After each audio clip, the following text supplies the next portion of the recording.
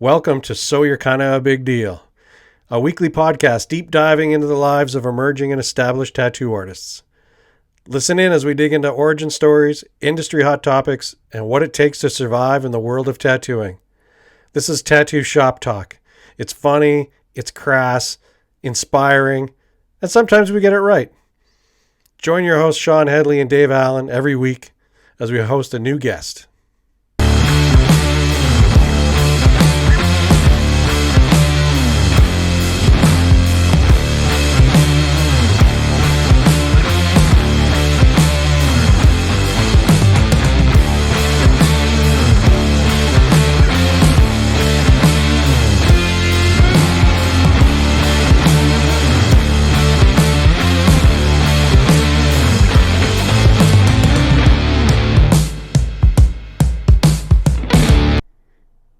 The True North Strong Tattoo Book. This is a massive tattoo encyclopedia of Canadian tattooers. 350 pages. It's an 11 by 17 coffee table format. Sean and Dan worked tirelessly to get this thing out, and sadly it never made it to print, so it's available for free download at theholdfastsocialclub.com and championtattoo.ca. The Holdfast Social Club presents So You're Kinda a Big Deal, with your hosts, Sean Headley and Dave Allen.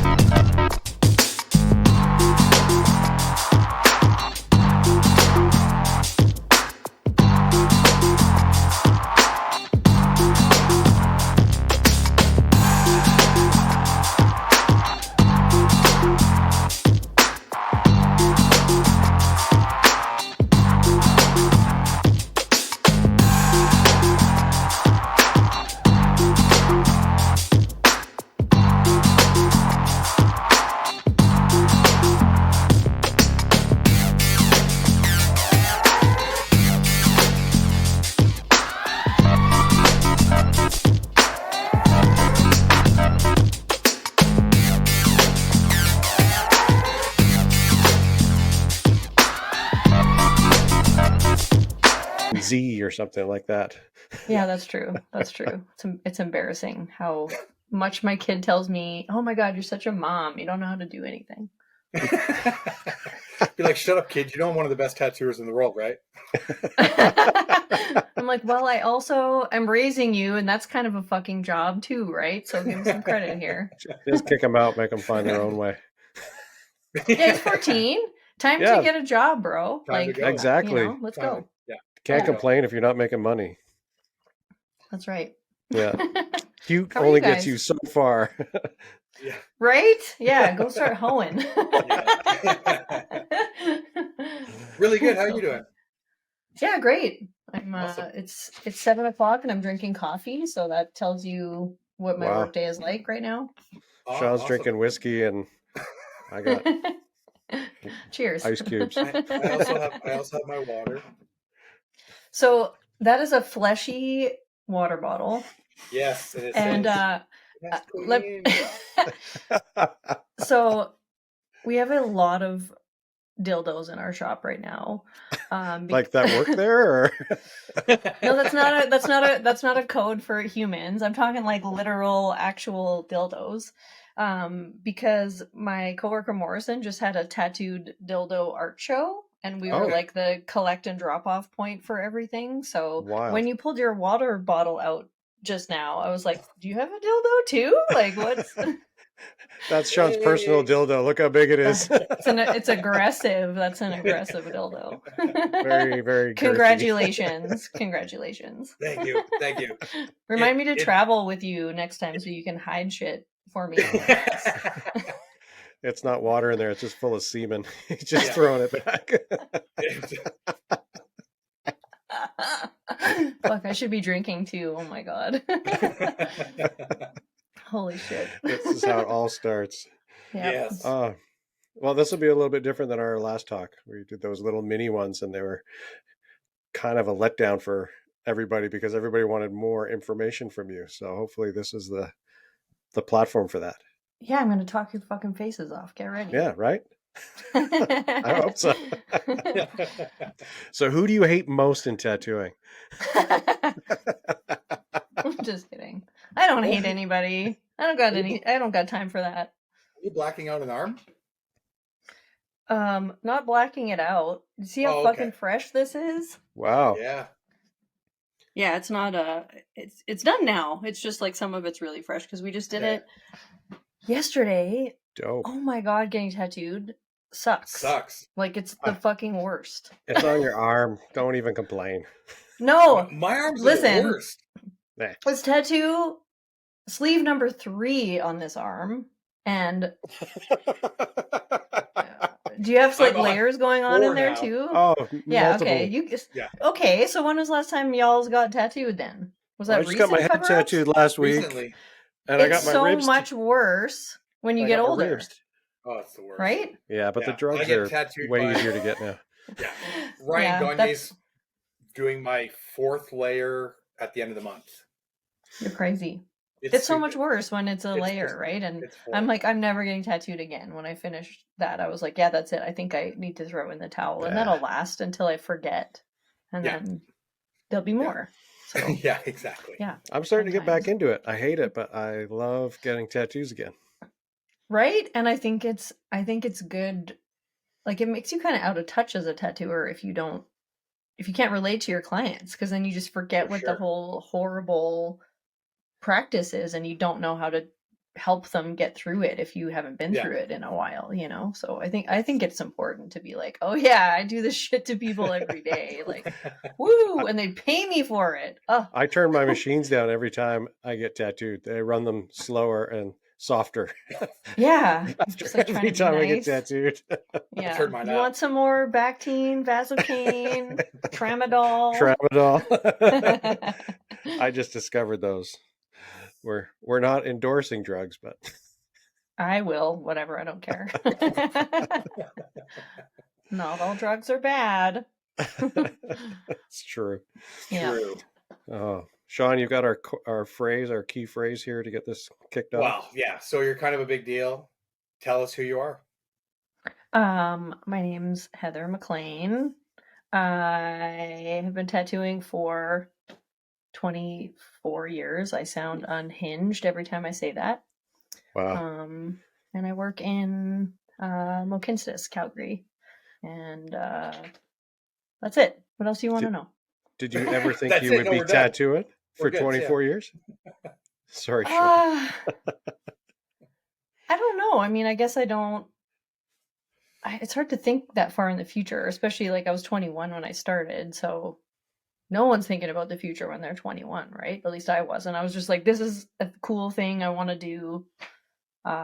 Let's do it. And then it's hard to conceive of being in your 40s or whatever when you're in your 20s, you know? So yeah, totally.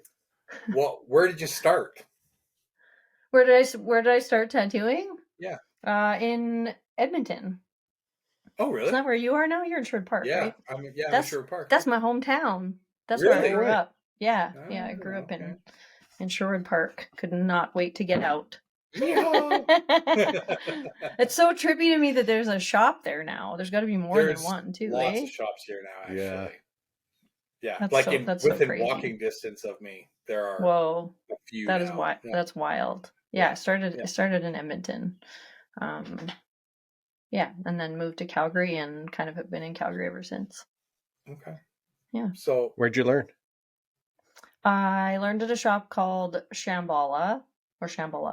Different owners. I think it still exists, but it's totally different owners in a different location than when I lived there. The guy that taught me was a ex-biker, Hare Krishna. Wow. So we only got to listen to spiritual music in the shop, and we had to wear lab coats. Lab coats. That's rad. It's very professional, so that you can wear the same ink stained blood splatter stuff every day without changing or washing it. That would be like a Jackson Pollock every day. Yeah. Now most of us just wear the same blood-stained, ink-stained jeans every day. I got my tattoo shirt on right now. I'm sure it's covered with all kinds of gross shit. Just can't see it because it's black. It's my shit. Your shit. It's my shit, so it's okay. So did that guy have that shot in? Oh, hello.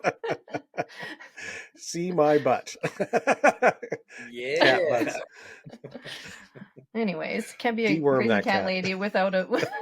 All right, me sabotage. This is my. Your attention is focused here. That's where I'm going to be. Yeah, I might have to lock her out of this room because this is going to happen for hours. Anyway, awesome. We'll see if she. Did he have that shop in Revelstoke? After he sold it to somebody else, he did move to Kamloops. I feel like he was in Kamloops. Yeah, I know there was a Shambhala in Kamloops. Yeah, there was a Shambhala in the early '90s, also in Revelstoke. Oh, crazy! Yeah, I don't know if it's connected or not. That's where my Uncle Bob got tattooed. Oh, crazy! Yeah, yeah. I have no idea if there was a connection there or not, but anyway. That's where I learned. It was so fun. Like it was just I felt like being in college or something at like a frat. You know, we had such a good time at that shop, and it was so silly and just like I had a really good experience. Even though, you know, classical apprenticeship where you're just kind of doing everything all the time. Like I worked a job at a cafe on the evenings and the weekends, and then at my apprenticeship I had to work as a receptionist. And I made everybody's needles, and I did all the cleaning, and I did everybody's drawings for them. And in hindsight, it's like, I just started this. Why am I drawing for you? It seems a little weird to me, but, you know, free labor, right? And when you got kids that are keen and they're like, I'll do anything, just let me suck your tattooed dick.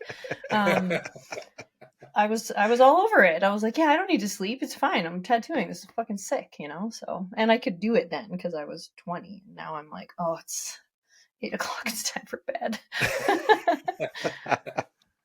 Yeah. So how long was the apprenticeship? I think I was there for 3 months before I started tattooing. And then I was there for probably altogether a year. And then the three of us that were there that were like the core tattooers all left sort of at the same time, so it wasn't very long. Definitely not long enough, but long enough to have learned what I could from that particular place because I needed to go and work with other people, right? So yeah. What was that next step? I moved to Calgary and I got a job at a shop called Body Inc., which is no longer. Actually, Shauna. Sam's last location of Scythe and Spade was in that same building, that same unit. Crazy. So it was weird because I worked in there, you know, in whatever that would have been 2000, and then to go in, you know, years later and be like, oh, this is still a tattoo shop, but it looks totally different. It was pretty neat. So I was there for, I don't even remember, like a year or something like that, and I bounced back and forth between Calgary and Edmonton a few times because then I went back to Edmonton and I worked at Urge with Johnny for a little bit. And man, that was a fun job. Like they were beside a like bondage fetish fashion store but like they shared a hallway because the piercer's mom owned and ran that store and did a bunch of like sewing for it. So we'd all be tattooing. And then Steve, this like, whatever 50-year-old super tall piercer guy would come walking in these like thigh high pleather boots with all these bondage things hanging off of him. He's like, what do you think, guys? Does this look good? And it was just like a constant fashion show of this like awesome queer bondage, like way far out in left field. Like, this is perfect. This is exactly, you haven't really been in tattooing unless you're in a shop that some kind of crazy shit like that is going on, So I love that memory. And Johnny always had his big bulldog, Fenny there, and Johnny would just eat these 2 pieces of raw steak, like blood is like draining down his hands, and he's eating it, and he's feeding pieces of it to his dog. The dog's laying under my chair while I'm trying to tattoo and farting. And I'm just like, I'm going to fucking die. Like, there's too much testosterone and meat and dog farts. And like, this is hilarious, but can we not have a farting bulldog in my line of sight while I'm trying to work? Crazy. Amazing. Yeah. So I don't know if he's changed. No, I bet you not. I saw him in Edmonton a few years ago, and he looked exactly the same, but minus the farty dog. And he wasn't eating any bloody steaks at that moment. He probably still does. So yeah, and then amazing. I went from there. I think I went and worked with Danny and David Ink Machine after that, and then I moved back down to Calgary and jumped around. So there's like so many shops that I worked at. I'm like, I have a hard time remembering all of them. Well, let's pause for a minute. I'm curious what Heather Mclean's outlook on tattooing was early on like that. Like, what was your goal? What were you trying to? Excuse me 1 second. I'm just going to put this outside. Oh, amazing. Sorry about that. What was my goal with tattooing when I started? Yeah, like what was your focus? Where were you looking to take it? Were you aware that you wanted to push it to like some kind of extreme or some kind of genre, or were you just trying to soak everything up? I think I was definitely excited about pushing it. Which is funny because now I look back on the first 5 years of bullshit that I produced, and I was like, that wasn't pushing anything. But like I was an art school kid, right? Like after high school, I went to 3 different art schools in different cities, and was really, like chuffed about fine art and installation art and stuff that was kind of like pushing the limits and sort of on the outside edges of the status quo. And when I started getting tattooed and being in tattoo shops, I was just like, oh, the culture around this is really great. But that was that kind of like the peak of the Renaissance with tattooing, where we started getting this influx of other people who had really thick art backgrounds, and they were sort of not infiltrating, but like infusing tattooing with that background. It was all this new shit that was coming out. And you remember before the internet, and we had to wait for magazines to come out. It was like this big deal every time ITA came out, every 4 months or whatever it came out. So we'd wait and just like, what's in there now? Like, what's the coolest shit that's happening? What are people producing? And I remember looking through those pages and just being like, holy fuck, like this is not my grandpa's tattoo, which is hilarious because I love my grandpa's tattoo and that style of tattooing. But it was just such a level up from this box that everybody had created around tattooing that said this is the one thing that it does, because all of these other artists were really pushing the envelope on things and making things that were like, that could be a painting, or that person really has their own specific style. Like you could tell it's this guy's work from how he's drawn it and how he's tattooed it. And that was just such a new thing to see. So I was totally caught up in that. Like, I want to be part of this. This is fucking awesome. Something really cool is happening here. And I didn't really have a specific idea of like, well, what am I trying to produce, or what's my voice going into this? Because I'm still trying to figure that out, like that's a never ending thing, which I think is really great. But I didn't have like a clear vision of where I was trying to go. I just knew that it was a ship that was one that I wanted to get on. Mm-hmm. Was there anybody that stood out early on to you that you were like, oh, that's a light or a star I want to follow? Like, I know early on, I we all remember have our Tim Beedrin heroes. stuff really impressing me for Oh my sure. God. Right? Like, because it was just like this crazy figurative, like, skate culture, doing all these drawings of crazy stuff. Marcus Pacheco, his stuff was like, what am I even looking at? This looks like a fucking painting, like,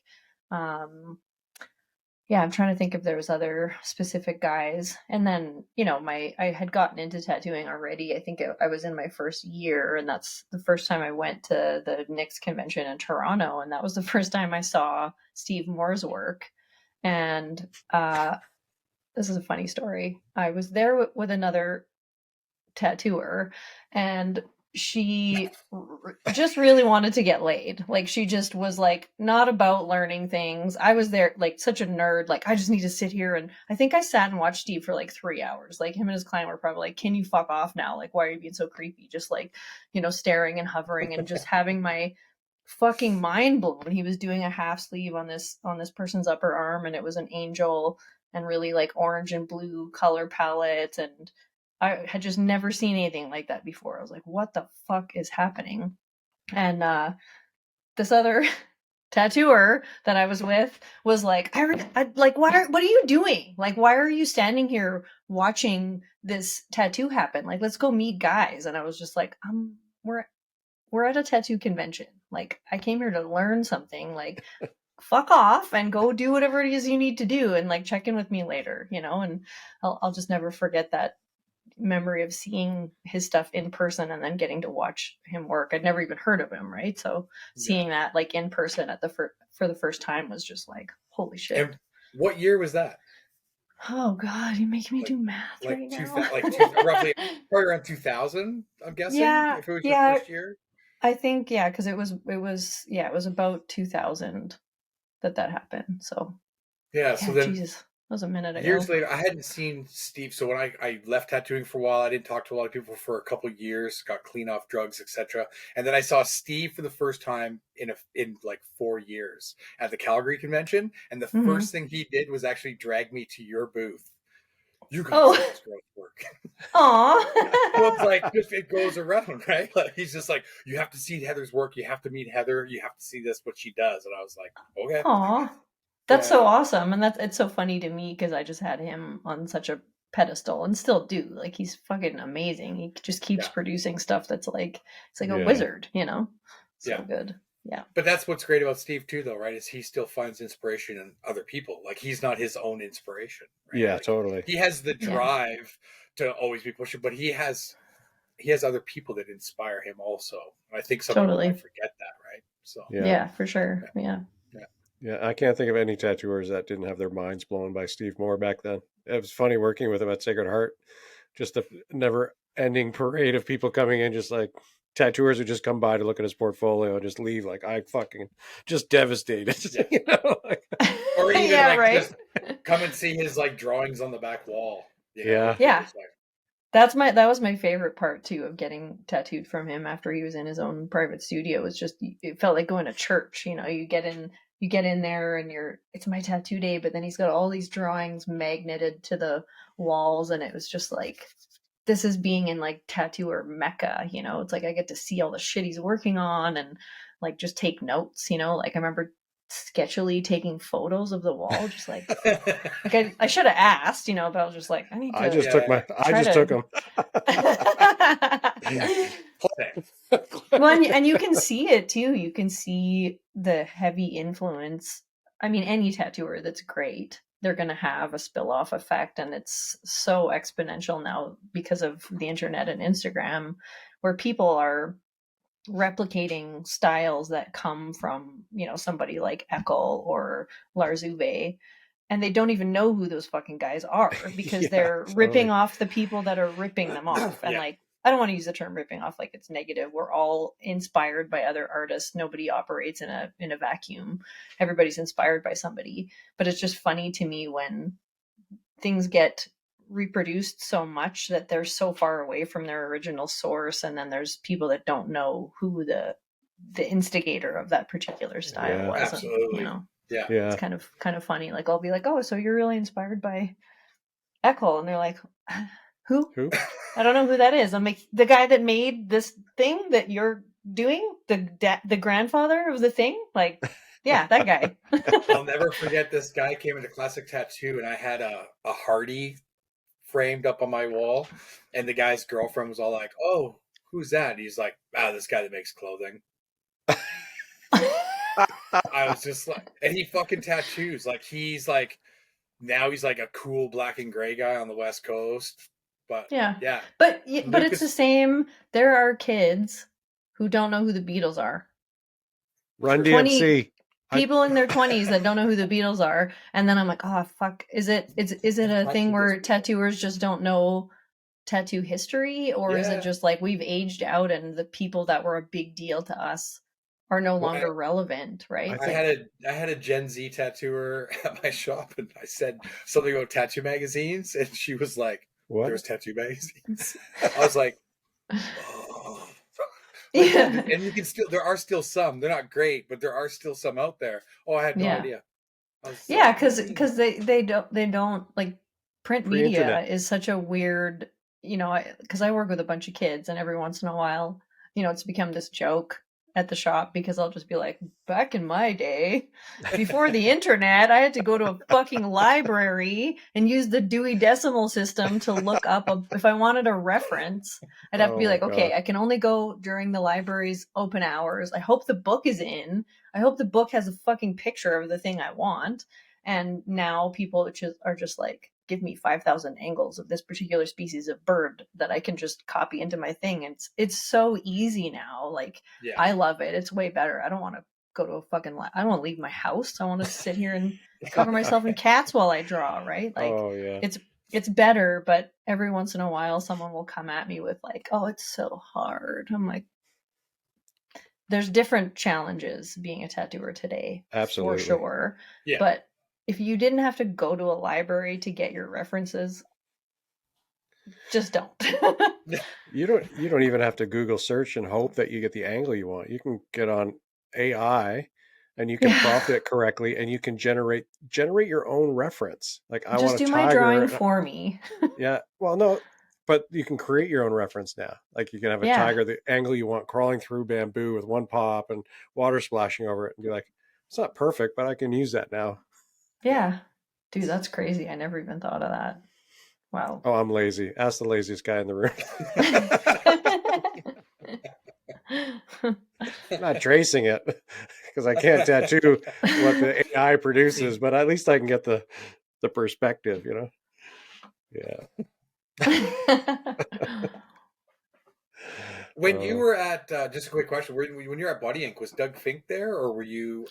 He was just leaving as I was coming in. So Doug was actually the guy that taught me about machine building and building machines. Like, he took the time to like sit down and like, he had like a Jonesy, and we went through it together, and he explained, because I was like so nerdy about machines and parts and building, because you had to be like, it was like, if something went wrong with your machine, you're not gonna send it back to the producer or buy another $150 pen from eBay or whatever the fuck people are using now. You had to know how to cut your own springs and go to Radio Shack and buy the capacitor and solder all the shit in. And like, there's so much technical information that was like, you can't outsource this. At least when I started, it was like, there was nobody that was going to make your needles for you or cut your springs for you, right? So I had to learn how to do all of that shit. And Doug was awesome because he just like walked me through everything. And I think he had been tattooing for maybe like a year or two longer than I was. So that was just awesome to like get that information, because it was fucking hard to get from anybody, because either people didn't know it or they're like, why am I going to tell you? Like, you look like you're 12 and you're a girl, so who are you a spy for? Oh my God. And Radio Shack, for those listening, was a store that existed back in the 90s. No longer a store. It's where called you could Source buy now. It might exist Source, in a few malls. You had to buy all your own parts, and like, man, is that ever nice now? Like, I know that's easy for people to idealize the good old days of tattooing. I don't agree. I think it's better now, and Mhm. I'm so happy I never have to make another needle or cut another spring or do any of that shit. I hated it. Inhale I don't miss flux. it. Fucking bye forever. Yeah, Ugh. totally. Like I passed out in the back of Body Ink making needles from just like this is one of the many reasons why I'm fucked is because of inhaling all those chemicals for so many years, you know? I can still I taste was it on my making, I was tongue. still making needles up until like 8 years ago. You were still making needles 8 years ago? Yeah. The only reason why I'm not making them right now is because Alberta makes it so difficult to have like a scrub room and all that shit. Just And disposables. why were you making them? Just Because you like it? I actually do like making my own needles. Okay. Yeah. Yeah. I made like the last time I made needles, I sat down and in 2 days I made like 480 needles. Holy fuck. Because Jesus Christ. I was leaving that shop that was one of the last shops in Edmonton to have like a full scrub separate area to do all that stuff, and I knew I was Mm. going to be traveling and going out on my own. So yeah, I just sat down, just day one all the liners, next day all the mags, and then I Damn. traveled. Those needles lasted me for months. Holy You shit. know, you could probably buy 480 needles off Amazon right now for about $30. Yeah.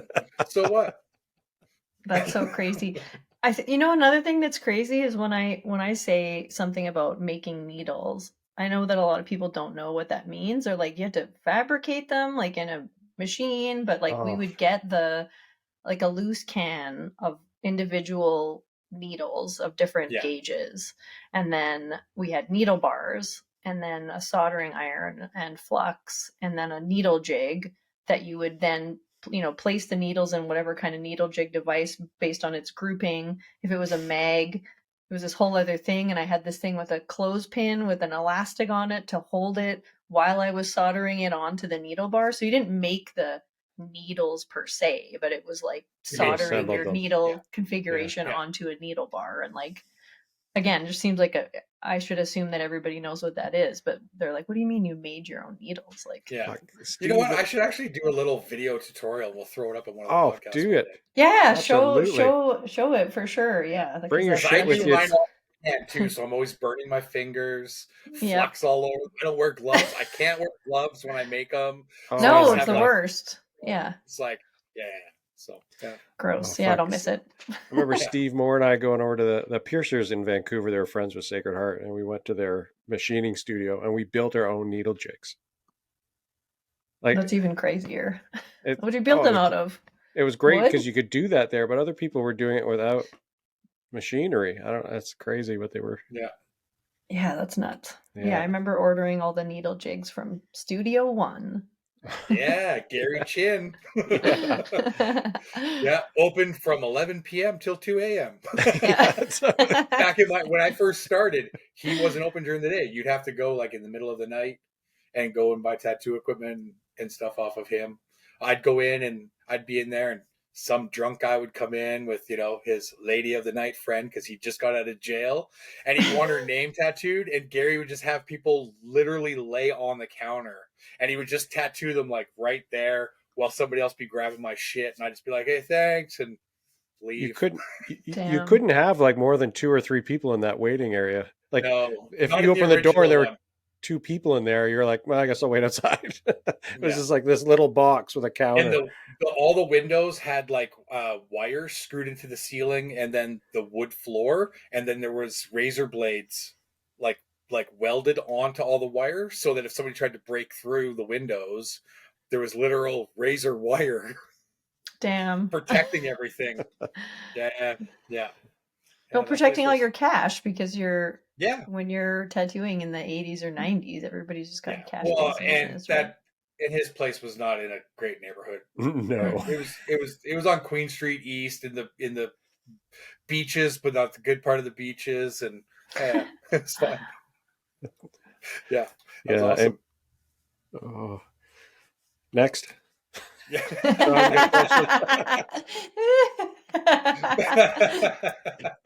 Wrap this shit up. Yeah. It's been 30 minutes. We got an hour to go. Let's do it. We haven't even really got past our goddamn apprenticeship. No, I know. It's awesome. We're going to be here for 4 hours. I'll have to stop and make a meal halfway in between just to get a snack. Oh, Okay, so bouncing around all the shops. Mhm. What was like? Well, the last shop that I knew that you were at was Strange World. Yeah, I was there for 8 years. Working there was whoa. awesome. The owners were really good to me. I feel like it was just a great place to that was kind of the time when I was like, okay, I have a thing that I'm doing. I just want to work my ass off and focus on it. And it was a really like just great vibe of people all working together. There's a bunch of artists there all at the same time. We had same thing. We had lots of fun. It was really unusual to be an employee at a tattoo shop, like an actual employee. Like I was on mat leave when I was there, and I had mat leave because I was on like had EI benefits, which is just like unheard of. Like now, if Wild. you're something happens and you get hurt, you're fucked. Like if you're self-employed, which we all are, right? So to be working at a shop that took care of their staff like that was pretty awesome. And I mean, I think the fact that I was there for 8 years speaks to how well run that shop was and how much they looked after everybody. So that would And have been like whose shop was that? 2007. That's Brett Schwint. Schwint. Yeah. And Mona, his wife Mona, Yeah. they both run it together, but and then Mona's sister George is the like piercer receptionist. So it's like a family business. George. Yeah, they're all so awesome. I loved working there. And then I left just because I took 2 years off to paint. Like I stopped tattooing for a couple years, and then after that I went and worked with Carrie at Blackbird, and I was there for I don't know, maybe a year or something like that. And then I left and opened up my own studio that I'm in now. Nice. Okay. I remember. And there you go. Did you previously have a studio with Carrie years prior? It was my studio, so yeah. See what I mean? Trying to remember this shit. There's so I should sit down and write an actual history at some point because I was in Calgary, and then I was working at a shop called the Art House, which was on 10th, also close to where Body Ink was. And second floor, right? Second floor, yeah. And then I left and just started my own small little private studio called Hide and Seek. And I was by myself there first. That's it. I was in this tiny little room that was like a terrarium room, and I paid $700 a month. It was crazy. And then I had a couple other people come on with me, and then we moved to a bigger space in a different part of the city. And that shop, like the bigger Hide and Seek, like the second location was where Carrie came and worked with me because she's also from Edmonton. So she was up there. We had a mutual friend because we're tunnel buddies. And you don't know what that is? It means that we fucked the same guy. I gotcha. Tunnel buddies. So she moved down from Calgary or from Edmonton to work with me in Calgary at Hide and Seek. And then I sold that shop because I was like, I hate managing people, and the more people there are, the more difficult it is. And I heard that Brett was opening Strange World, and I was like, okay, fucking bye. I don't want to run a shop anymore. I just want to go in and tattoo and leave and have someone take care of the rest of the business part of it. So yeah, Hide and Seek, and then Strange World for 8 years. And then I took time off to paint. And then I've been in my own studio since working with Carrie after Strange World. And we're caught up. While you were that 2 years you took off, I called you at one point, and I can't remember what the gist of the conversation was, but it was, I think I was wondering about buying a piece of art from you. Yeah. And your response was great. It's always stuck with me.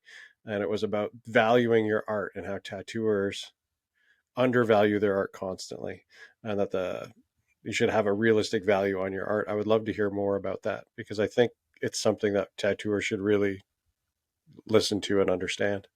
Do you mean with like pricing their like paintings and stuff like that? Yeah. And that's such a tricky, it's such a nebulous thing. Like there's no formula for deciding how much something is worth, right? Like it's not you can, do some weird math and figure it out. But You know, like there are so many artists out there that aren't that great, in my opinion, that charge so much more than what tattooers charge for some of their paintings, you know, and it's easy for tattooers to be like, well, I'm making my money tattooing, so I don't really, if I sell this painting for a couple $100, like whatever, you know.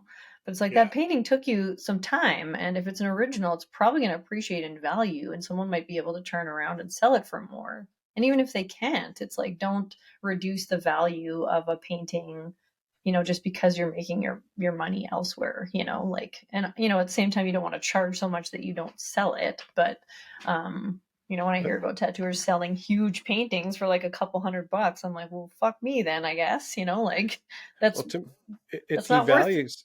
I feel like Yeah, it devalues the craft too. Like you totally. tattoo this on somebody for like, say it's an arm and you charge $5,000 or something. I don't know the number, but then you do Yeah, that painting and you're like, ah, $500. And it's like, well, yeah, it's the same amount of time. It's the same artwork. Why is it suddenly worth less because it's on way a, less. yeah. Yeah, yeah, that's a weird thing, but yeah, I haven't thought about painting like at all pretty much since I've been back at it full time. So it's like one of those like, oh yeah, I did take 2 years off to paint and that was like my whole world for a little while. And now I'm like just not into it again because I'm obsessed with tattooing, you know, and I'm sure it'll come around again where I'm like, fuck tattooing, it's annoying and I'm tired and my back hurts and I need a break. But painting does not pay the bills. Like it doesn't, No. I did pretty well in those 2 years that I had. You know, I got into a couple of good galleries and I sold a lot of stuff and I like, you know, I got a lot of traction in those 2 years, but aside from the fact that it's just like financially insecure, it was missing some of the things about tattooing that I think are the real way that I get paid. And I'm not talking about money. I'm just like having that immediate connection with your client where you make something for them and when they see it, whether it's seeing the drawing or seeing the tattoo on them or just seeing the stencil on them for the first time, there's this like excitement and they're happy about it and you get to see that. And when I was painting, it was like I'd make a painting by myself in my studio, send it to a gallery, the gallery talks to the client about it, I don't even get to hear anything from the collector, and then I get a check in the mail and that's it. And it's like the most sterilized lack of connection, and I hated it. I was like, this fucking sucks. I have like the worst like connection blue balls because there's no connection with other human beings, you know. So I was like, oh man, I really am glad that I took that time off because it made me appreciate the social aspects of tattooing and how you get that feedback and excitement from clients in a very automatic way that you just don't get from any other medium. Hmm. So Yeah. good. Yeah. It's fascinating. Yeah. You just When you answered. took that 2 years off, is that when you were? Was it Norway? You were over doing some big murals and stuff. Iceland. Yeah, I went to Iceland. Reykjavik for 2 weeks and painted my ass off, and it rained every fucking day, and it was miserable working conditions, and I loved it. It was a great experience. It was like hard and harrowing, and lots of things went wrong, but makes for good stories. Yeah. Yeah, No doubt. So Let's how hear some did stories. you get that? Yeah, how did you get that mural job? they contacted me like it's a Urban Nation Berlin is the group. And I think they actually have a museum now in Berlin. And it was just like a group of people working to do, you know, different projects all over the place, like focusing on lowbrow art, so street art and tattoos and murals and things that are kind of left to the wayside in traditional art spaces. Um, and the project was for a thing called Iceland Airwaves. So it's like a big music festival, and they basically pair artists with different bands, and they give you their songs and their lyrics, and then you have to create murals that are inspired by some of their lyrics or songs or whatever. And then it's connected to the festival. Like you can go and walk around when you're there for the Oh, cool. festival and check out murals that people have painted for different music and like how it connects with the bands and all that stuff. So it was awesome. It was a really cool experience, and I got to work beside a few artists that I had been following my whole life, and I was just like, oh, fuck, that's like this person that is makes these amazing murals, and like, you know, just I felt intimidated as shit because I don't do a lot of murals, and all these people are like, that's their full-time circuit, is just traveling and doing murals, and they're freehanding shit, you know, on a scaffold, and just not even using a grid or a projector. And I'm shitting my pants trying to get this projector to line up in the middle of a windstorm at night, and it's raining, and I'm just like, I felt like such a fucking noob. Oh, that's Yeah, it was awesome. good. Yeah, muralists, graffiti artists, I don't understand. I've watched Yeah. some friends just like look at a piece of paper this big with their scribbles, and then they're just like, and then Yeah, it's I all the know. composition's there. It's like, what the How'd you fuck do just that? happened? Yeah. Yeah. Weird. So I mean, fucking weird. it's similar to if you're doing big layouts for tattoos for like full legs or bodies or backs or arms or whatever. That shit seems inconceivable to somebody who's used to doing like little bangers that are stickers, right? True. Um, Yeah. But they but do it anyway. yeah, yeah, that's true. But then once you've been doing something for a long time, you understand the language of laying something like that out. Like, it's not because you just have this natural gift and you're like, oh, this just fell into my lap. When you fucking draw so many sleeves, you get to the point where you're like, yeah, I fucking hope I know how to lay out a sleeve, and that it looks good on an arm when it bends, and that it looks good from across the street and up close, and that it's going to age well, and that there's the right contrast. And, you know, like, after you've been doing something for decades, you should be good at it. And that's why those guys doing those murals are just like, yeah, I can just rough this in. You know, it's like a Yeah. 14-story building, and I'm just going to, you know, freehand it on there. Like, that's all they do, right? So of course they're good at it. Yeah. It's crazy. Was there anybody in your past that was instrumental in teaching you those things about laying out sleeves and bigger work and how stuff fits the body and the importance of a good tattoo? I mean, I definitely started learning that stuff from Danny Gordy when I worked at Ink Machine, because he was doing like bigger stuff. And so he definitely taught me a lot more about, you know, like bigger layout and longevity, and, you know, how stuff fits on the body. And I know he was learning from Kurt Wiscombe, and you know, there was a connection to Philip Liu in there somehow. So there was all of a sudden this conversation about like, how do you draw things for the body when it's bigger, you know. And I think I only worked at Ink Machine for like a year or something like that. And then, you know, after that, for me, it was pretty much like trying to do guest spots or get tattooed by, or watch people at conventions working and learn from what they were doing that way. Just more like passive observation as opposed to like someone actively teaching me. Like, I learned Mm-hmm. so much from Steve, not because he was like, I'm teaching you the thing, but because if you get tattooed by him and watch him tattoo and you're not learning, you're an idiot. Yeah. Absolutely. It's hard to learn when you're in pain, but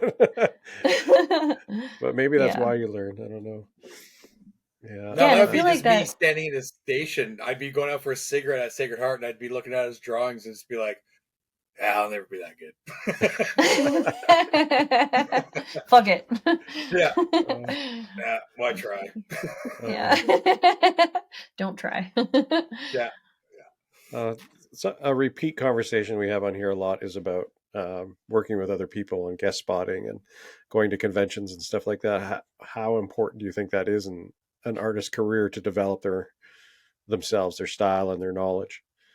I think it's really important. Like, I know everybody learns differently, so I can only speak to my experience with it. I think that you only level up, like, it can happen internally, but the best thing to do is just put yourself around people that are better than you. You know, like, why wouldn't you want to work with people who kick your ass a little bit? Because if you're the top dog at a place, you're not gonna necessarily improve. You have to like go and work with people who are like, I'm doing this thing, and maybe better isn't the right word, but even just different. Someone who's Yeah. like, I use these materials, and this is how I lay things out, or this is my process with, you know, lining or multiple day sessions or whatever.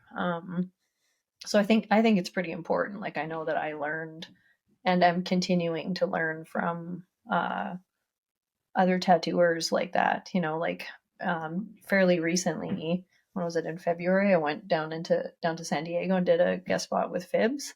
Oh And man, like that shit looked insane. it kicked my ass. It was Oh, so, and that's what I wanted. I was like, I'm feeling a little stagnant. I am really comfortable, and I think that's dangerous as an artist. Like, my metric is about, you know, progress and growth. And if you just, even if you're good at a thing, if you just keep doing the same thing forever, for me, I want to be able to challenge myself, and I don't want to get bored of the shit that I'm doing. So I was like, okay, I'm going to put myself outside of my comfort zone, because I haven't done a guest spot for a long time. Um, and there's so many things about it that were so hard and fucking like, I have never gone through customs and felt like I was going to shit myself before, but it almost happened. And my gear didn't show up. I like, there's so many things that were just like so difficult about that thing, but I got what I wanted, which was to be outside my comfort zone. I was like, I'm really fucking uncomfortable right now. Everything about this sucks. I feel like I'm shitting the bed. I'm not doing my best work. He's looking at it like I'm doing things that I don't think are the best stuff because I'm not using my gear. And here's this person that I look up to. And I'm like, don't look at it. You know?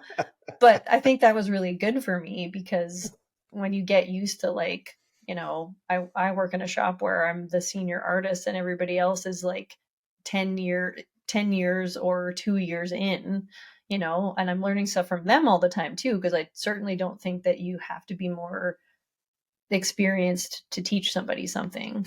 But it was really helpful to go and work with Fibs, where I was like, oh fuck, like, this guy's awesome, he's doing really cool shit, and he's so kind and like friendly and welcoming about it. So I really needed that. And as soon as I got home from that guest spot, my work changed a little bit. Like, it's still my stuff, but I feel like it got mixed in with some of the influence from working with him, and it made it better. So it's like, well, why wouldn't we, you know, pick an artist that you think is really great and go work with them, go do a guest spot with them, do a fucking collab with them, make yourself feel like you're going to shit your pants because you're so intimidated. That's the stuff that's going to push you further. And if you just say, oh, I don't want to do that, that's too intimidating or whatever, well, that's where you're going to stay then. You know, you got to like stick your neck out if you're going to get ahead.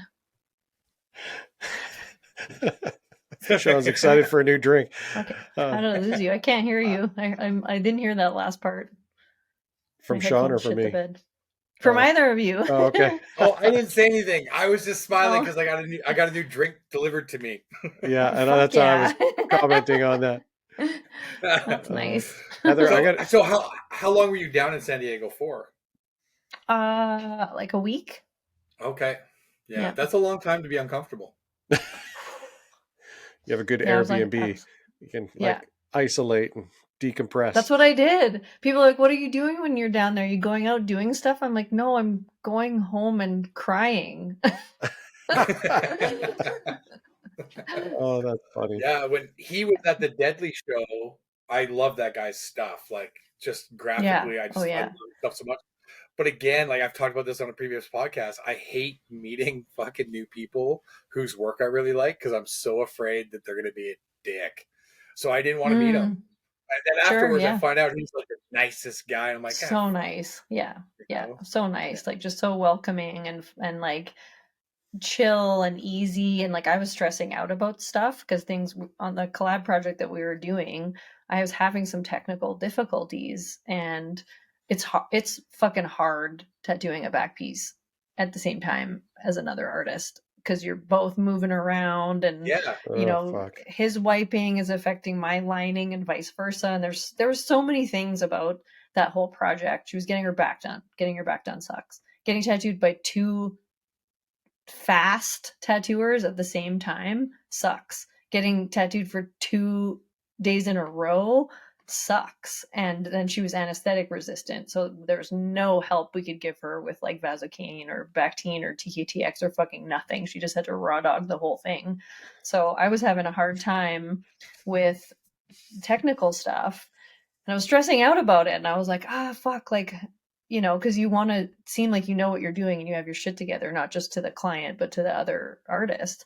And we went Yeah, up of for course. breakfast the next morning, and I was just like, so I'm struggling, and I just dumped it all out and put it on the table and was like, I'm not going to lead with my ego. I'm just going to be vulnerable and say, like, I feel like I'm fucking up. Like, I'm not doing my best work, and it's all of these factors. And then I worry that, you know, like I seem like I'm, you know, amateur or something, and just told them everything I was thinking. And he was just so like kind and reassuring, and like, you got to just go with the flow. He does so many conventions and guest spots and collabs that his, you know, ability to kind of just be graceful with all of the things that come up, it's such a sharpened skill for him to just be like, meh, you know, it's just a tattoo, like it's not that big of a deal, right? Like, you just got to relax. I was like, oh man, you're so zen about this. And just taking the risk of being vulnerable and saying, like, I'm struggling, was so worth it, because he, you know, came back and was able to be supportive and just say, like, don't worry about it, it's all good, you know.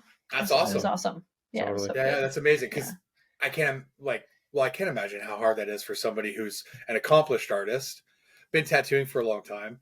But then I can't imagine. I can't imagine how hard it is for these younger kids that have to always kind of put on that face where like they know everything. Like, so many people are not vulnerable now. Their best foot forward on Instagram, so their best foot forward in situation stuff. So to hear that coming from you is really great, and I hope Absolutely. a lot of people listen to it, rewind, and listen to it again, because I know I'm gonna. Yeah. Yeah. Well, and that was a big learning curve for me, because I mean, I spent, you know, I was new once too, and like not just new, but Yeah. like new as a girl in Alberta where there were no other girls, and that's fucking intimidating, because you're like, oh, I've infiltrated the sausage party. Nobody noticed me. I need to, you know, just hide under everything, and maybe I can get away with it, you know. So it was, I think it's hard being a new tattooer no matter what, but I tried so hard to be tough and like, I know everything, and you got to front like you have your shit together. And now I have the privilege of being 24 years in, and I have no problem just being like, I don't fucking know. I don't know what I'm doing, or I don't know how to do this, or I'm not good at that, or I'm struggling with this. And I'll just say it to my clients too. Like, because it doesn't matter. Like, I'm not trying to like uphold some kind of facade. You know, Hmm. I'm drawing 2 legs for a client right now, totally outside of my comfort zone. There's things about it that are familiar, but there's things I'm working on that I'm like, I don't know what the fuck I'm doing. I'm struggling with it. And I just laid that out for her. I was like, I almost said no to your project because it makes me uncomfortable. But that's also why I want to do it, is because it makes me uncomfortable. And so there's things that I'm going to be doing for the first time that I don't know how to do it, and I just want you to know that.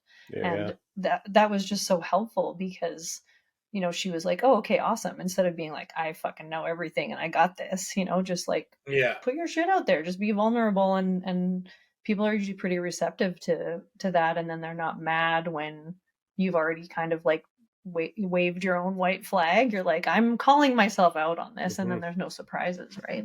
Yeah, I think a lot of us have imposter syndrome right from the beginning. You know, you finish your apprenticeship and then you're a full-fledged tattooer. You're supposed to know everything, and you spend like at least 10 years just like hoping no one finds you out, you Oh know? my god, I And still have oh, imposter same. syndrome, Same. right? Yeah. Yeah, Like, yeah. Oh, every time I 100%. send a drawing to someone, I'm like, they're gonna hate it. I don't know Yeah. what I'm doing. Don't come over and Why look am at I? what I'm tattooing right now. Yeah, right. Yeah. Yeah. Yeah. Anytime somebody shows me my own photos for reference for what they're looking for, still blows me away. Yeah. I'm like, oh, we want You're to like, get you know, these tattooed. are Oh, I have mine, some. right? And it's Yeah. like, oh, you actually want something from me? Weird. Oh, that's funny. Oh, Yeah. crazy. Come on, Dave, Uh, dig deep, bud. I'm digging. I'm digging. I thought I was good with the You, imposter syndrome. I thought that would buy us at least 10 minutes.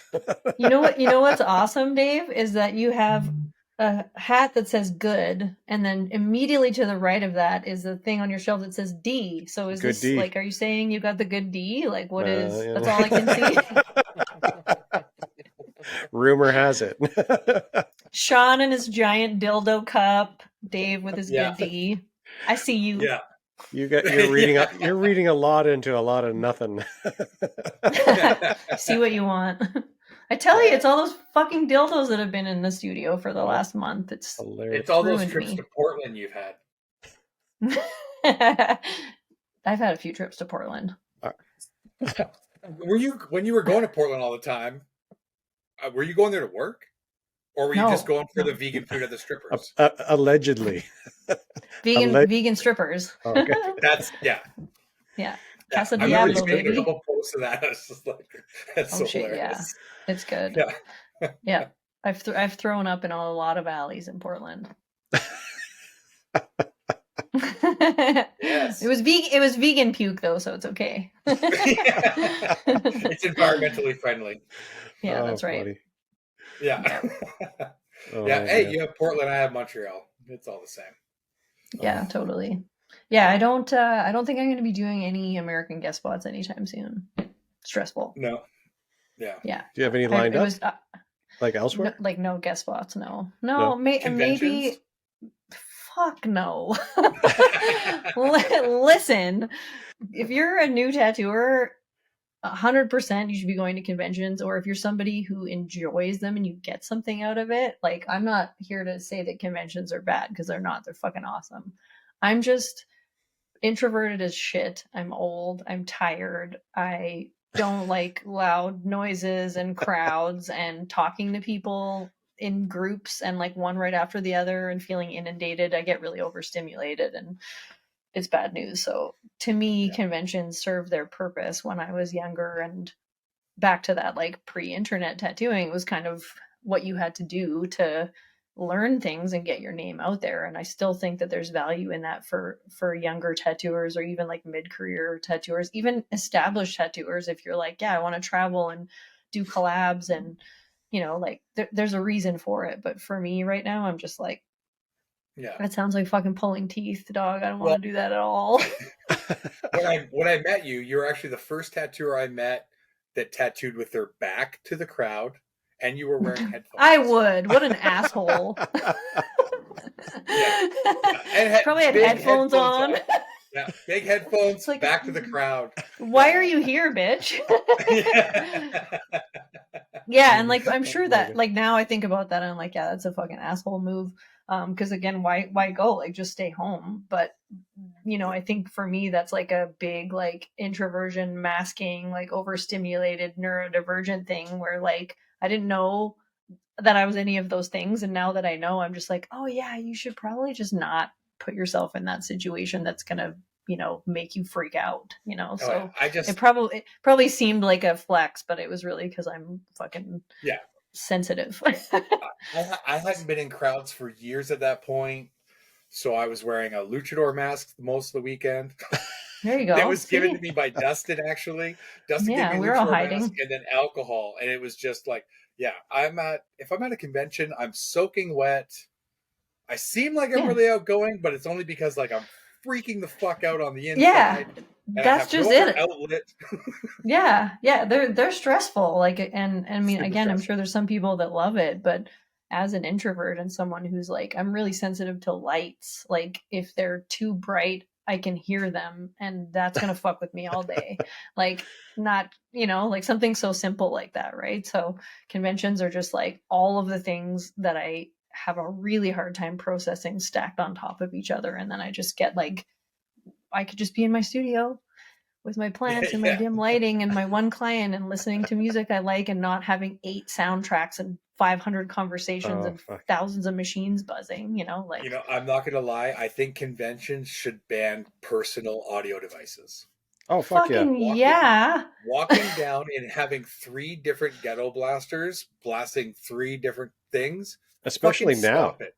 Especially now. Yeah. Stop it. Your music is so much more. You got headphones, bud? Like, why do you think we all want to listen to your bullshit? And everyone's using pens now, so that it's just music you're hearing. It's not like the music has to get over the din of the fucking machines. It's just like silence and ghetto blast. Yeah, I was in an airport recently, and there was a big sign that said, "This is a silent airport. We only announce the gate changes at the particular gate. If you are Really? listening to something on your device, Oh, please have your headphones in. Your conversations and your shows are for you and your ears only, and no one else what? wants to hear it. Where And was this?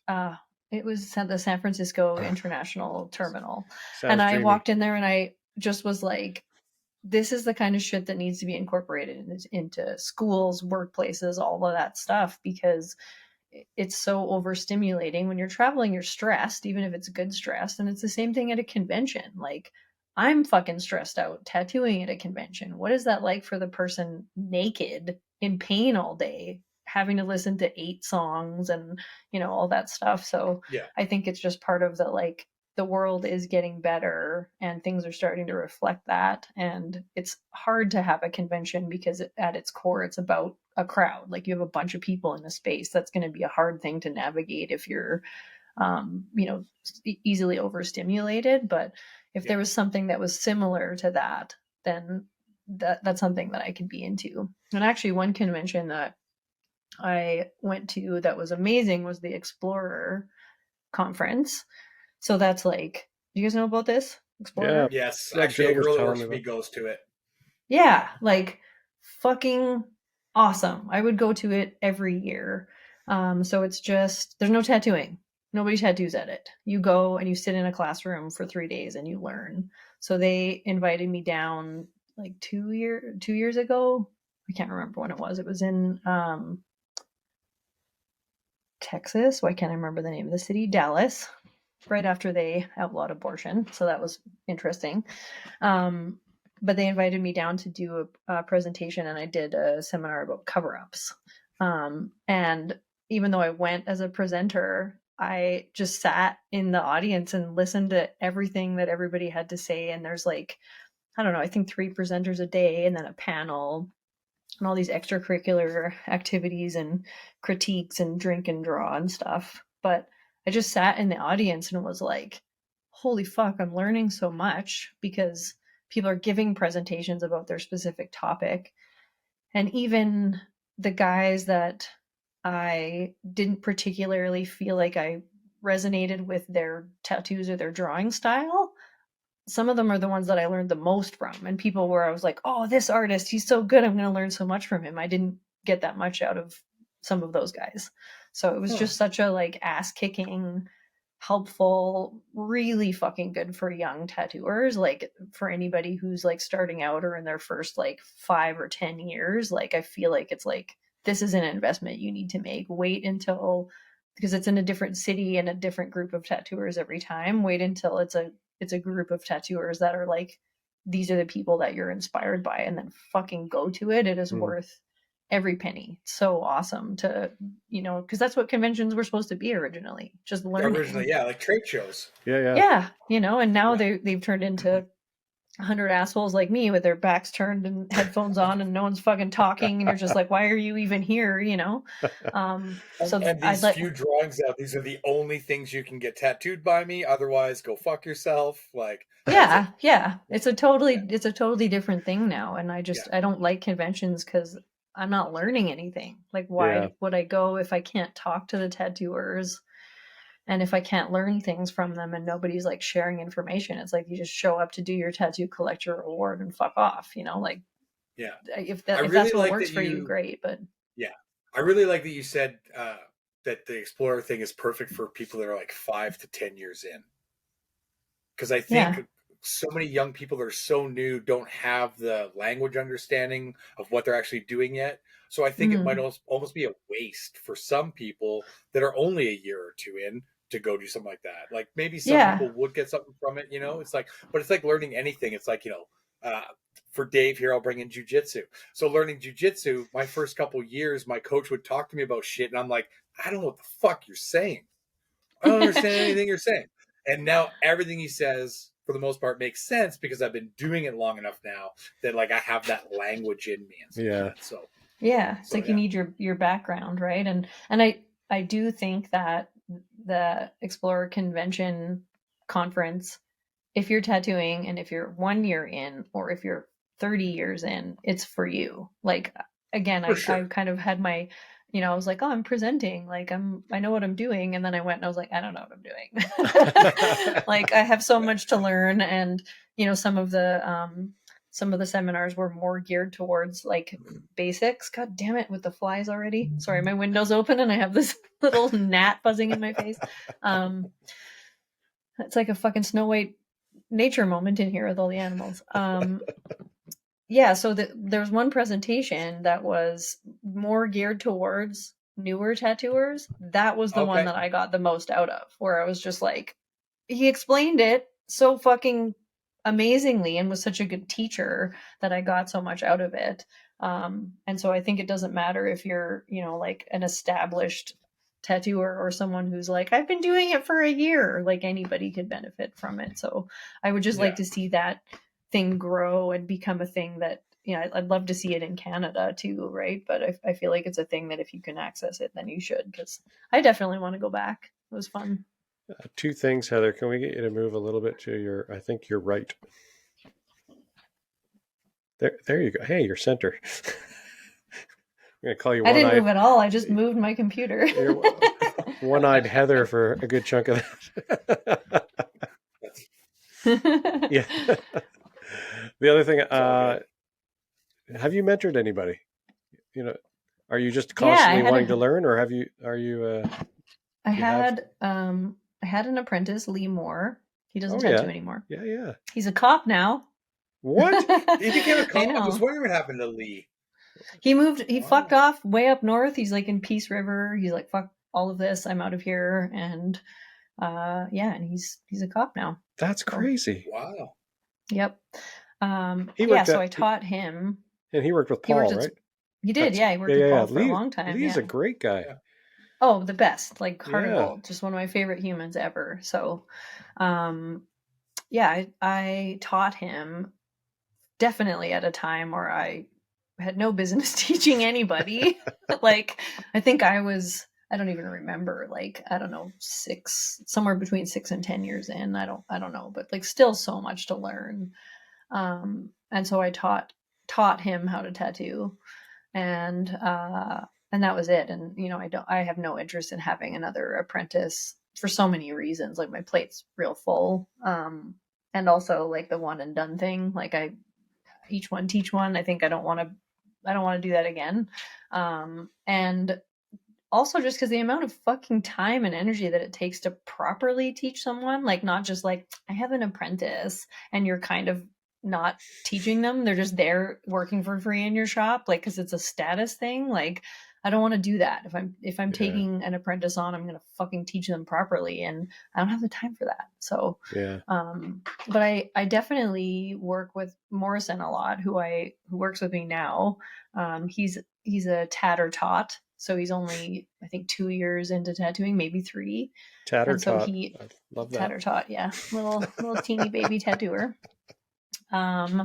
He apprenticed somewhere else and then came and worked with me after. So he's definitely not my apprentice, but was still pretty green when he came and started working with me. And we talk about stuff a lot. Like he always sends me his drawings. He's always asking for feedback. He'll, you know, ask me about placement with stencils, and just is like the perfect person to work with teaching stuff, because he always wants to know. He's like, oh, I have a resource, I'm going to ask her constantly, you know? So, and that's really easy because I don't have full responsibility of teaching him, but I'm there to give him information and help him whenever he needs it. And like, he's just taken off. Like he already was good when he started with me, but I feel like he's just kind of like found his own lane and is really kind of like made so much progress in the last little while. He's doing really great. So I'm real proud of him. Nice. Awesome. Yeah. Yeah, it's good. Who else are you working with? I work with my work wife, Kyla. She's also one of my best friends, my main hoe. She does really awesome sort of like neo-trad color stuff. And also Brandy. I think she is from, I know she's from the island originally, but she does a lot of like fine line stuff and floral stuff and lady faces and lots of birds and like, you know, all kinds of different things. Like she's probably the most diverse artist out of all of us. Yeah, so there's 4 of us there in the shop, and it's like the perfect number. It's great. The kids, they're all kids. They're in their Awesome. 20s and 30s. And how long have you had this private studio for? I opened it in, God, my sense of time, like I feel like it's fucked anyway, but since COVID, it's like extra fucked. I think it was 2017 that I opened it. Oh, wow. Okay. Yeah. So it's been like 6 years, something like that. Awesome. Oh, crazy. Yeah. So it started as like there's one small bay that I'm still in now. And then in 2019, me and a business partner expanded into the rest of the floor and took over the rest of the floor. And at that time, my shop was called Alter. And then we just Yes. expanded into it and made the whole thing called Alter. And then a year later, the pandemic happened. There was a lot of drama, and damn, do I hate drama. I didn't like high school when I was in high school. I really don't want to deal with high school now at fucking 45. So I was like, oh, damn, here I am again. I've been here before. I hate managing large groups of people. Am I stupid? Why did I think this was a good idea? And so I sold it. And so now I still am in the same space, and it's still the same shop. It's just not called Alter anymore because that name stuck with It's the other side. John, right, that took over? It was him that I sold it to, but he's since sold it to someone else. So there's new owners now. Yeah. All right. Okay. So Cool. yeah. Well, it's still working out for you, so that's good. That's all that matters in the end. Yeah. Yeah, it's awesome. It's like I have neighbors that are there if I want to have more tattooers to socialize with or whatever, but like I don't have to run it anymore, which is like, that shit was exhausting. It was like borderline nervous breakdown trying to manage all that shit. So now it's great. I just ignored all. I mean, you kind of have to. I think that's the reason why John was able to manage it, because he just kind of was like laissez-faire, like pay your rent, I'll make sure you have supplies, and like that was it. And like I'm the type of shop owner to be a little bit more involved and like mentor people and make sure that things are okay, and like, you know, I'm just trying to mom the shit out of everybody, right? So I don't know how to do like a hands-off thing, and I think a certain element of that is needed when you're running a shop, because it can take over your whole life, right? Yeah. So it's hard. I think it is really hard. I think you can be friendly and you can be fair and you can be supportive, but you have to be the boss. And you know, the only way I've been able to do it is just to not socialize with people I work with. So my work relationship is work. So that's the only way. It's the only way they see me and know me. Yeah. That's where I've had the biggest problem, right? It's like, oh, we're friends, let's work together. Right. Yeah, that can be tricky. Yeah. Hard. I feel like I'm in a really good for sure the setup I have right now is my favorite space I've worked in, and just how everything's like set up. You know, we just split rent, like they just do chair rental basically. Everybody buys their own supplies, so I don't have to fuck with inventory, and there's no like, I don't like the whatever you buy, you know, like I set up that space because I'd run shops before. I was like, what are the things that cause drama? How do I eliminate them? Exactly. And so I set it up in a way that was like, you just pay your rent, you buy your own supplies, you have lots of space, everybody has their own room. Like there's basically 2 tattoo rooms, and each room is shared by 2 artists. Like we're on a split shift schedule. So it's like, there's no drama, like pretty much ever, because there's only 2 people working at a time in their own room. So nobody's getting all up in each other's face. Rent is manageable. They deal with their own supplies, set their own schedule. It's just like, I don't have to deal with anything. And I think because all of that shit is eliminated, it allows us to be friends, because I definitely shit where I eat and hang out with all those kids socially. Not a ton, because obviously I'm fucking old and introverted and I don't leave my house, but we do hang out outside of work, and we're all friends, and it's awesome and I love it. But we can do that because I almost never have to be the boss. Like very rarely do I ever have to say like, could you not fucking do that thing? You know, like, you know, so that's, it's really nice. I have it pretty lucky. I am pretty lucky with the guys I have. You know, my biggest complaint is half the time, like, it'll either be dead fucking silent in the shop, like they just don't think of putting music on, and there's clients in the shop and they're tattooing. It's just dead Yep. fucking silent. Or they'll have the worst music playing for when there's like an old person in the shop and it's like, why are you listening to this fucking Why are you listening to trap music? No more death metal. Like no death metal allowed. Like no Oh yeah. like all this shit. Like no more, you know? Or it's like the whole like, oh, I was here for 2 hours today. I'm gonna leave now. Those are my biggest issues. Everybody I'm lucky gets along and stuff like that. Relatively, I have it pretty easy compared to most shops, but still, I'm still old and I'm still grumpy. And it's just like, fuck. Kids these days. Goddamn kids. I've got a great crew. Everybody gets along really well. They hang out. Nobody asked you, Dave. Oh, lucky. But I've also bounced around like more shops than almost anybody trying to find a place that I fit in. So yeah, it only took Dave 18 years to realize he was the problem in all of the situations.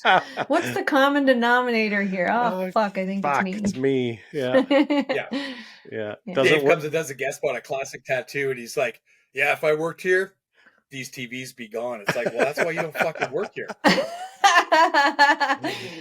But see, that's the thing. Everybody has such a different taste, and that's one of the reasons why 100%. It's so great that there's so many different shops, because I would hate having a TV in a shop because I'm so sensitive to multiple conversations at once or multiple songs at once. It was never audio, though. That was the thing. It was never audio on the TVs. There'd be music, and the TVs would be on with like subtitles. That's almost worse, because then you got music and a show. And I get that if you're tattooing, you're almost not looking at it, but like, you know, and again, this isn't about right or wrong. People are different. When I worked at Blackbird, that shop was fucking stimulating, and in an awesome way. Every inch of the walls was covered with art. Max was always tattooing with his shirt off. Everybody was talking shit all the time in one room, right? And really loud music or really loud movies playing on the TV screen. And so there's nothing wrong with that, but it was too much for me because I'm just a sensitive little bitch. So like the space that I'm in now is like, I basically set it up for, this is a shop for introverts. This is a shop for people who are easily overstimulated. And I get so much good feedback, not just from the kids that I work with, but from clients, because they're like, oh, damn, like getting tattooed is fucking stressful. Sometimes you don't know what the shop is like until you walk in.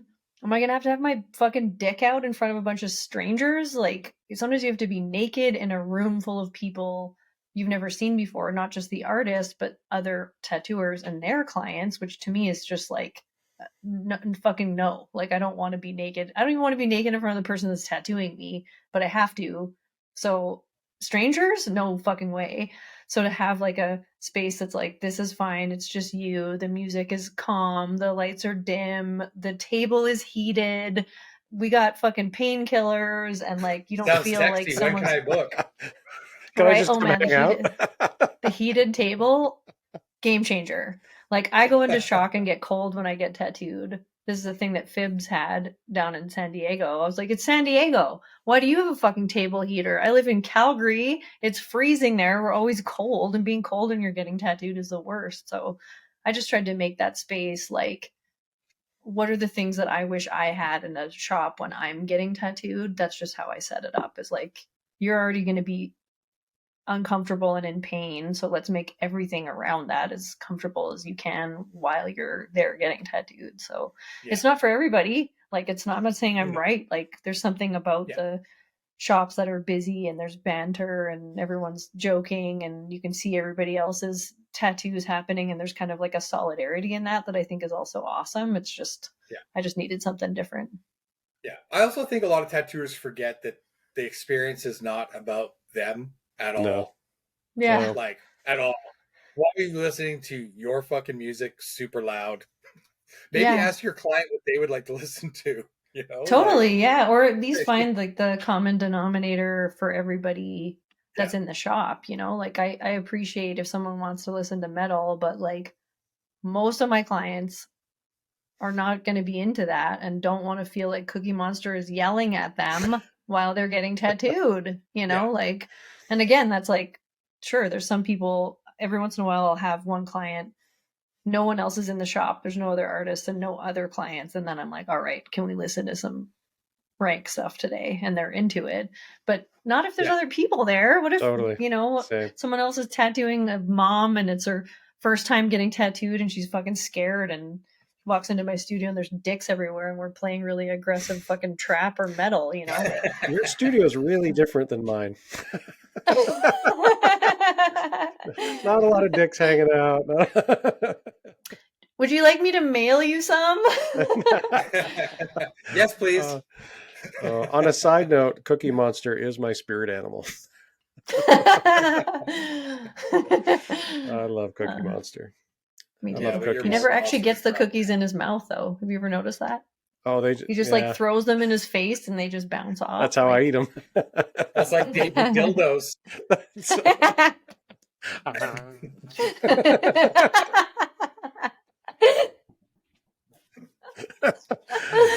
Working in the gay district in Vancouver was fun.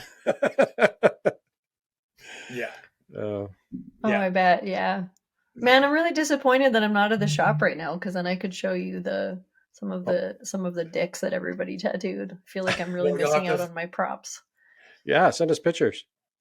Yeah, okay. Yeah, You want I'll some put 'em dick up. pics? I'll put them on the totally. I'll put them up on the podcast. Yeah. Yes, please. Top 5 tattooers. Oh, fuck. I always feel like, you know, when someone asks you your favorite something and your brain is just like, you don't even remember, you know? Okay. I don't know if I'm going to pronounce her name right. Her Instagram handle, I think, is Filuino. Oh, don't know that one. Her work is amazing. Okay. Sort of like ornamental black work, Art Deco. She does some figurative stuff, but I'll have to send it to you so you can put the actual right. Please you know, do. me not butchering her name. Obviously Fibs. Love his stuff. Yeah. I'd never heard of him until you worked with him. Fibs? Yeah, you made him famous for me. I made that bitch famous. Yeah. What? Are you serious? Yeah, I don't Really? I don't scroll tattooers at all. Yeah, I don't find a lot of new tattooers, but I remember coming across his stuff and I was just like, wow, what the fuck? Like there's just certain people that like I was trying to think of the blackout artist a couple episodes ago. Hoodie 215 Hoodie from Philly. Yeah. Insane. Yeah. Holy shit. And you should check out Mclean too if you're looking at blackout stuff. Because she does some crazy stuff too. Is that your alter ego? And she got ego? a sweet last name. Is that it's your not me.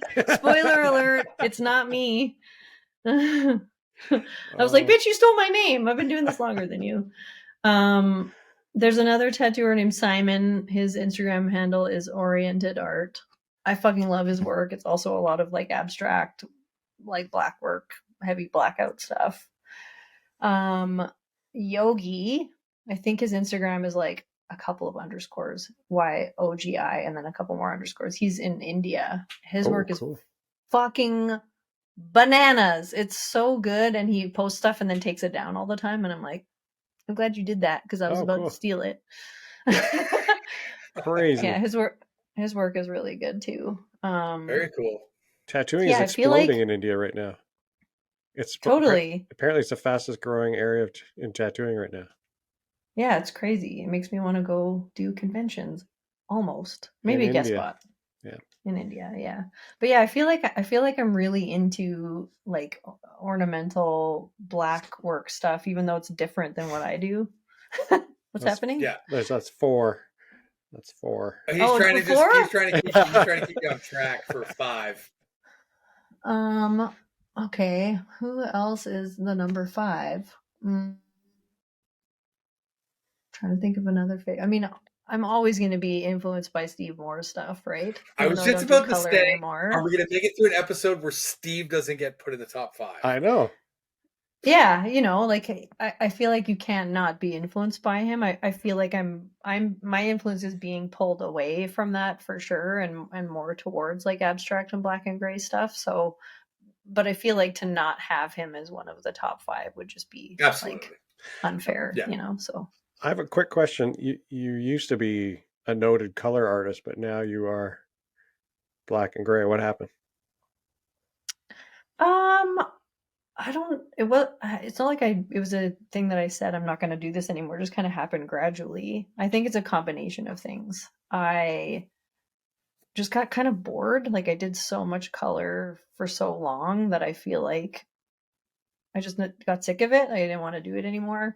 Um, I can do stuff so much faster in black and gray. Like color is so fucking slow. Every time I do it now, I'm like, am I fucking up? Like, am I doing something wrong? Why is this taking so long? I'm like, oh, because you're literally saturating the whole piece of skin with ink in every area as opposed to leaving a lot of negative space. Um, you know, because as I age as a tattooer, I want to be able to do stuff more efficiently, and doing it fast obviously isn't as important as doing it well, but it is something that matters to me, especially because as you age, your fucking shit starts to fall apart. I had, you know, a year off of work because I had a shoulder injury and my back is fucked. So I don't want things to take, if I'm doing a sleeve, I don't want it to take a year or 2 years to do it. I want to like get it kind of finished quicker. And I also just like the way it looks. Like I feel like black and gray is like just appeals to my sensibilities more. It's nothing against color. I'm just like the way it looks more. I feel like it ages better often. Depends on the way that it's done and on the client and stuff. But I've just seen my color stuff age in a way that's like it doesn't seem to hold up necessarily as much as some of the stuff that's like, you know, really bold black work stuff seems to hold up really well. So just a combination of things. I think it's also like trends, you know, like black and gray stuff is fucking trendy right now. It's what everybody wants. So Yeah. I try not to let my direction as an artist be too informed by the thing that is popular, but it still works out that's like, oh, I'm progressing towards this thing and people seem to want it. So that's good. Oh, it's cool. Yeah. Awesome. Too Very slow. cool. Takes forever. I'm in a rush. Come on, I'm fucking halfway through. Like, let's get it done, you know? Yeah.